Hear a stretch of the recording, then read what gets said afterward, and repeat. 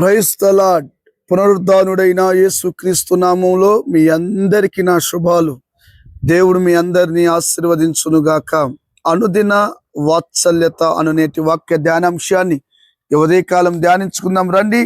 పరిశుద్ధ బైబిల్ గ్రంథములో నుంచి హెబ్రీలు రాసిన పత్రిక 13వ అధ్యాయము 6వ వాక్య భాగాన్ని నేను చదువుతాను. వీలైతే బైబిల్ తెరిచి వాక్యాన్ని గమనించండి.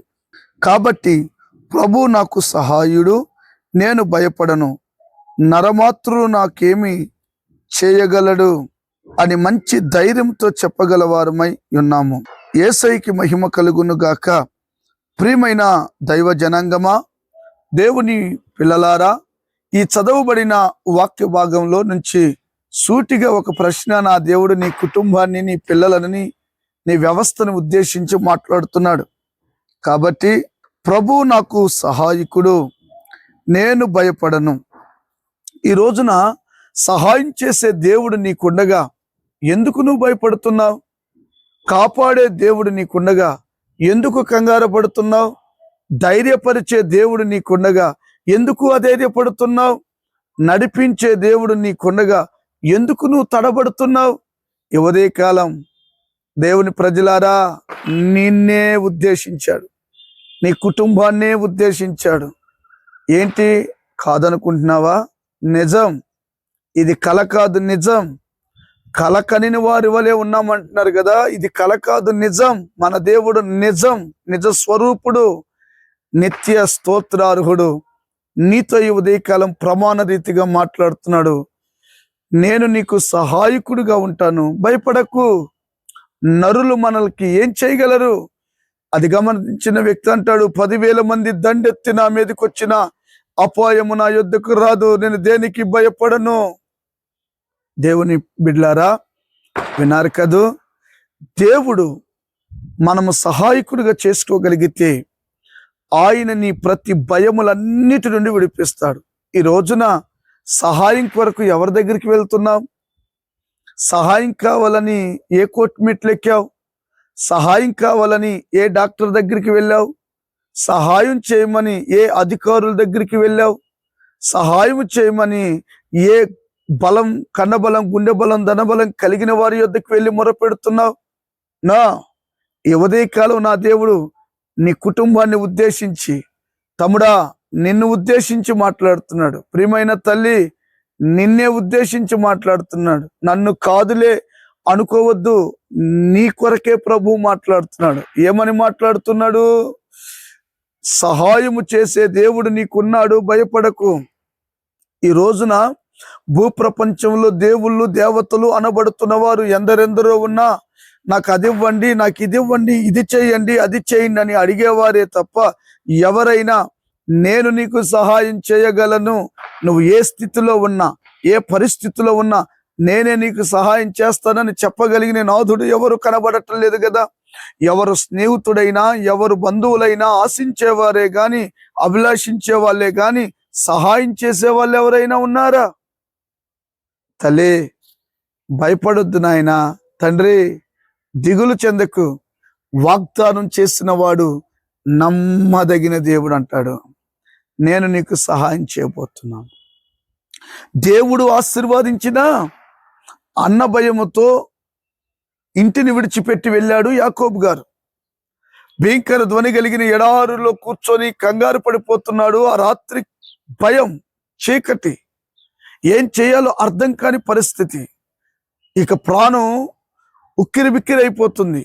ఏ రోజు అరణ్యంలో ఎడారిలో తిరిగిన వాడు కాదు కదా, తల్లి చాటున తిరిగినవాడు, గుడారవాసిగా ఉన్నవాడు గనుక ఒక్కసారిగా అరణ్య ప్రాంతం ఆయన కలవరపరిచింది బిడ్లారా. అయితే ఆ రాత్రి ఒక రాయిను ఆశ్రయించాడు. ప్రశాంతంగా నిద్రపట్టింది. భూమి మీదను ఆకాశానికి ఒక నిచ్చెన వేయబడడం గమనించాడు. ఆ నిచ్చెన మీద దేవదూతలు ఎక్కుతూ దిగుతూ ఉన్నాడు. చూసావా దైవ జనాంగమా, దేవుని ప్రజలారా, యేసు ప్రభుని నమ్ముకొని మారు మనసు పొంది బాప్టిసం తీసుకుంటే ఆయన కేరుబులు, షేరుబులు నీకు పరిచారకులుగా, దేవదూతలను నీకు సెక్యూరిటీ గార్డుగా ఉంచగలిగిన దేవుడు నేను ప్రకటిస్తున్న యేసు. ఒక్కొక్క దేవదూత, బైబిల్ పండితుల అభిప్రాయం 1,45,000 మందిని అనర్గళంగా లేపేయగలదు. అలాంటివి 2 దేవదూతల్ని దేవుడు నీకు ఇస్తానన్నాడు. ఎలా భయం? మనుషుల కొరకు సహాయం అడక్కు. భూపతులు, అధిపతులు, రాజుల దగ్గరికి వెళ్ళి సహాయం కావాలని అడగకు. నా దేవుడు బాధపడతాడు. ఆయనను అడుగు సహాయం చేయమని. నీ కలవరం, దుఃఖం, వేదన, భయములన్నీ దేవుడు తొలగిస్తాడు.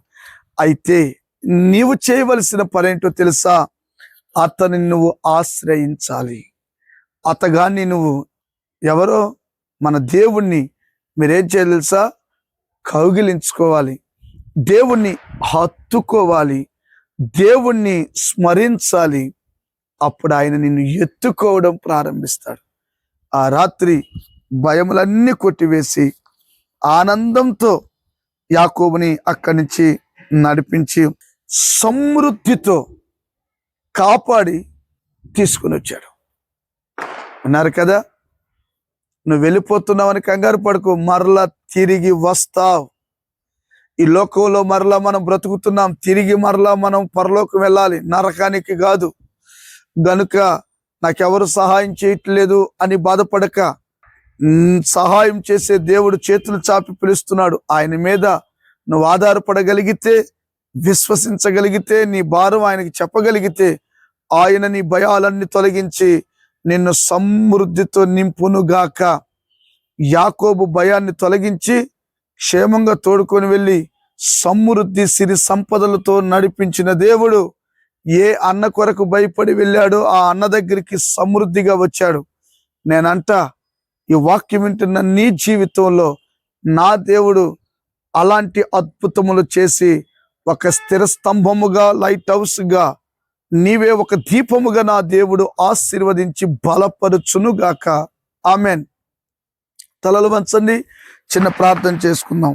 ప్రేమ కలిగిన తండ్రి, మహాపరిశుద్ధుడైన దేవా, ప్రభువా, నీవే మాకు సహాయకుడిగా ఉన్నావు. నీవు సహాయం చేయకపోతే మాకు ఎవరు సహాయం చేయరయ్యా. కానీ మేము భయపడుతున్నాము. ఆ భయాలన్నీ విడిపిస్తానన్నావు. విడిపించు.